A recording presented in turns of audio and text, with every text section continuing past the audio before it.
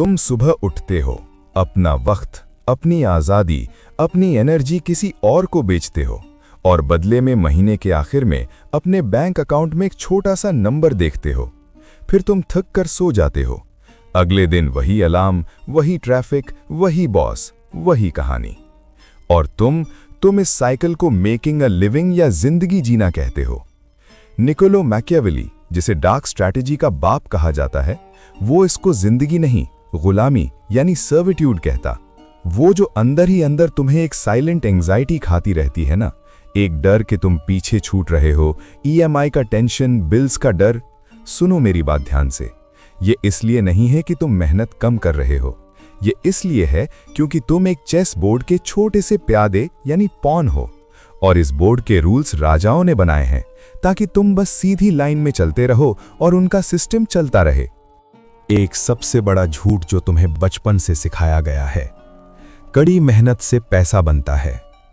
अगर वाकई सिर्फ मेहनत से पैसा बनता तो जेठ की चिलाचिलाती धूप में ईंट उठाने वाली वो औरत आज एक बिलियनेयर होती। 12 घंटे ऑटो चलाने वाला आज सबसे अमीर आदमी होता। पैसा मेहनत का नतीजा नहीं है, पैसा पावर के फिजिक्स को समझने का नतीजा है। वेल्थ बनती है एक बिल्कुल अलग सेट ऑफ गेम्स खेलने से, वो गेम्स जो तुम्हारी आंखों के ठीक सामने हैं पर तुम्हें देखने की ट्रेनिंग नहीं दी गई। ज्यादातर लोग एक फाइनाइट गेम खेल रहे हैं, वो बस इस महीने का रेंट निकालने के लिए सरवाइव कर रहे हैं। लेकिन जो असल में अमीर हैं, जो सच्चे आउटलायर्स हैं, वो इनफाइनाइट गेम्स खेलते हैं। वो जीतने के लिए नहीं खेलते, वो पूरे बोर्ड पर कब्जा करने के लिए खेलते हैं। मैकियावेली ने अपनी किताब द प्रिंस आम आदमी के लिए नहीं लिखी थी, उसने वो रूलर्स के लिए, राजाओं के लिए लिखी थी। उसने सिखाया था कि पावर कैसे हासिल करनी है और उससे भी जरूरी उसे कैसे बचा कर रखना है। और आज के वक्त में पैसा ही पावर का सबसे प्योर फॉर्म है। यही एक अकेली आज़ादी है जो मैटर करती है। मैं आज उन 3 स्पेसिफिक गेम्स को डीकंस्ट्रक्ट करने जा रहा हूं जिन्हें मास्टर करके ही तुम इस गरीबी और मिडिल क्लास की ग्रेविटी से बाहर निकल सकते हो। ये कोई सस्ते लाइफ हैक्स नहीं है, ये रियलिटी को देखने का एक फंडामेंटल शिफ्ट है। अगर तुम ये गेम खेलने से मना करते हो तो याद रखना, तुम हमेशा उन लोगों के लिए एक रिसोर्स यानी एक सामान बनकर रह जाओगे जो ये गेम खेल रहे हैं। चॉइस तुम्हारी है, पिंजरा खुला है, पर चलकर बाहर तुम्हें खुद आना पड़ेगा। Game 1, the game of sovereign leverage. पहला गेम, सॉवरेन लेवरेज। पहला झूठ जो तुम्हारी दिमाग में डाला गया कि तुम्हारे वक्त की एक कीमत है, झूठ है। तुम्हारे वक्त की कोई कीमत नहीं है। वक्त गरीबों के पास सबसे अबंडेंट होता है और अमीरों के लिए सबसे कम। जब तक तुम्हारी इनकम तुम्हारे टाइम से जुड़ी है, तुम कैप हो, तुम्हारी एक लिमिट है। तुम दिन में 24 घंटे से ज्यादा काम नहीं कर सकते।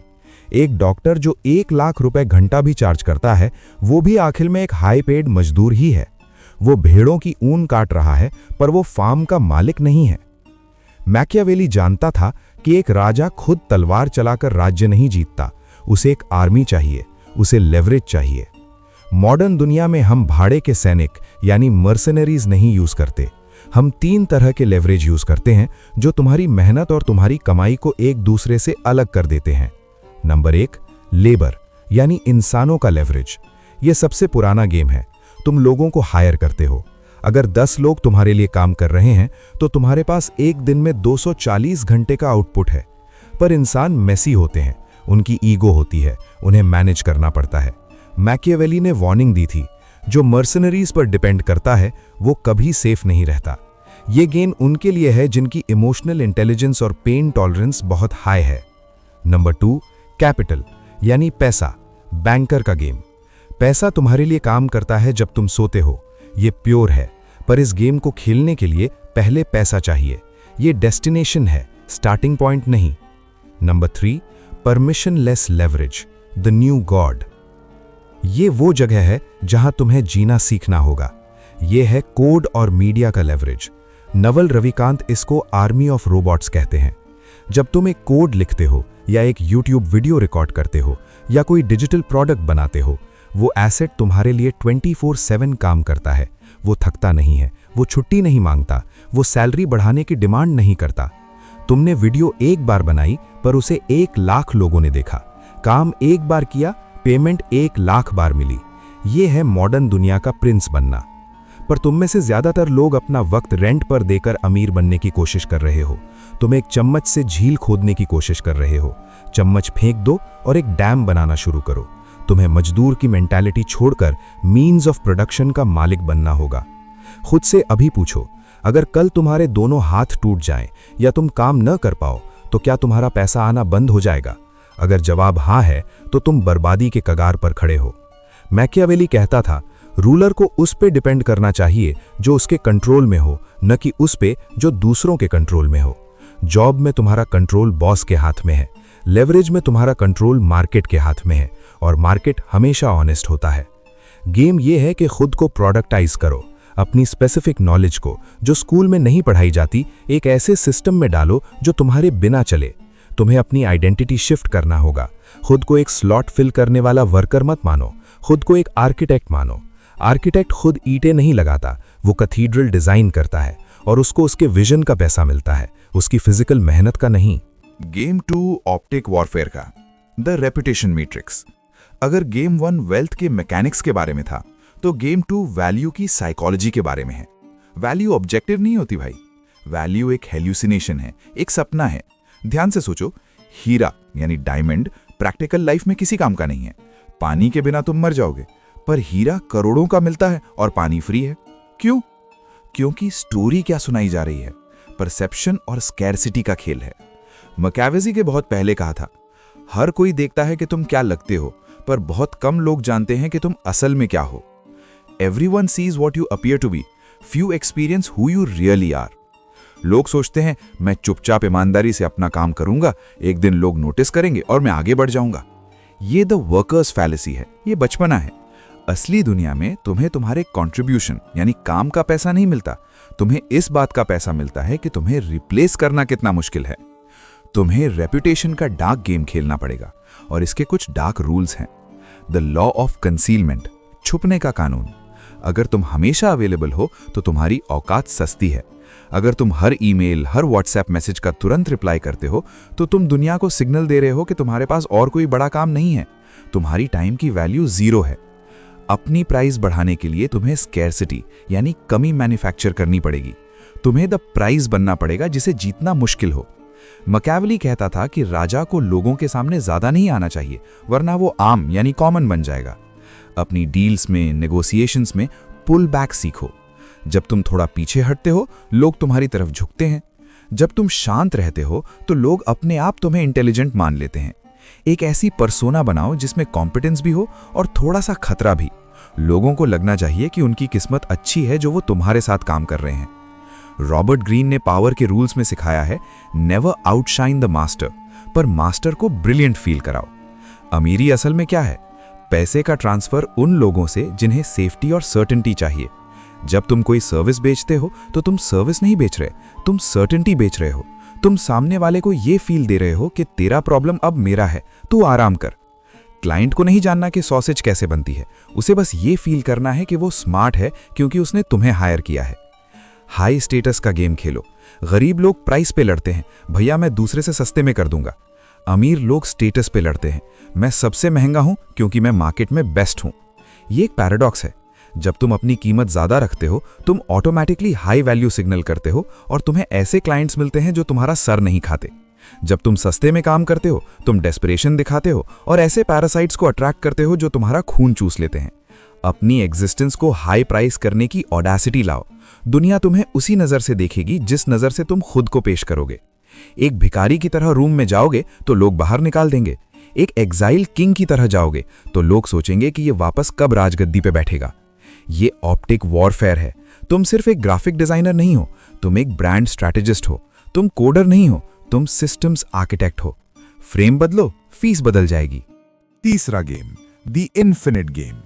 जेम्स पी कार्स ने फाइनाइट एंड इन्फिनिट गेम्स लिखी थी। फाइनाइट गेम जीतने के लिए खेला जाता है।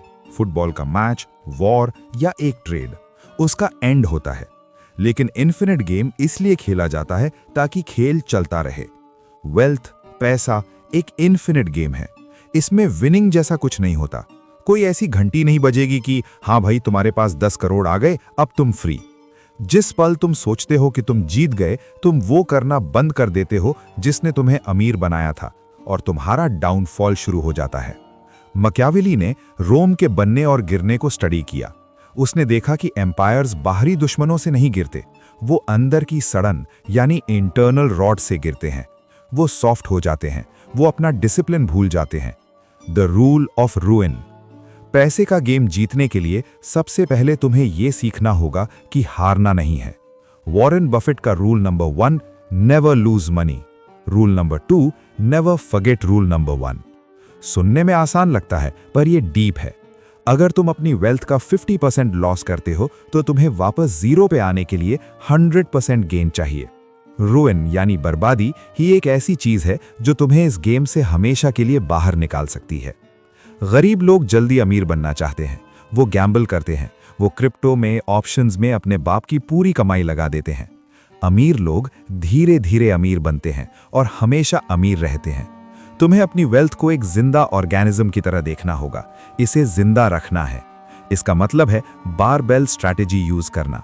अपने 90% एसेट्स के साथ अल्ट्रा सेफ रहो और बाकी 10% के साथ हाईली अग्रेसिव कैलकुलेटेड रिस्क लो। नॉर्मल लोग हर चीज में मॉडरेट रिस्क लेते हैं और यही मीडियोक्रिटी की रेसिपी है। पैरानॉइड रहो, बोरिंग बनो। सुनो भाई, बोर्डम में ही पैसा कंपाउंड होता है। एक्साइटमेंट और डोपामीन बहुत महंगे शौक हैं। अगर तुम्हारी इन्वेस्टिंग स्ट्रैटेजी एक्साइटिंग लग रही है तो तुम इन्वेस्टर नहीं, जुआरी हो। अगर तुम्हारे बिजनेस में हमेशा आग लगी रहती है तो तुम सीईओ नहीं हो, तुम आग लगाने वाले आर्सनिस्ट हो जो फायर एक्सटिंग्विशर लेके भाग रहा है। मकियावेलियन प्लेयर जानता है कि टाइम सबसे बड़ा हथियार है।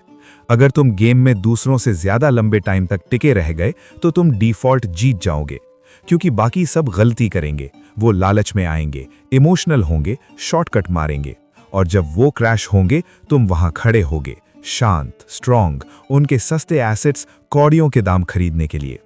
ये एक शिकारी का डिसिप्लिन है। शिकारी जंगल में चीखता हुआ नहीं भागता, वो बैठता है, वेट करता है, अपनी एनर्जी बचाता है, कमजोर की गलती का इंतजार करता है और फिर स्ट्राइक करता है। लेकिन लेवरेज, ऑप्टिक वॉरफेयर और इन्फिनिट गेम, ये तीनों गेम खेलने के लिए तुम्हें पहले उस इंसान को मारना पड़ेगा जो तुम अभी हो। तुम्हारी प्रोग्रामिंग अभी हारने के लिए की गई है। तुम्हें स्कूल ने बताया वर्कर कैसे बनना है, पेरेंट्स ने बताया सेफ कैसे रहना है, दोस्त सिखा रहे हैं कंफर्ट जोन में कैसे पड़े रहना है। तुम्हें ये ओएस, ये ऑपरेटिंग सिस्टम डिलीट करना पड़ेगा। तुम्हें एक्सेप्ट करना पड़ेगा कि लोग मुझे पसंद करें ये कोई करेंसी नहीं है।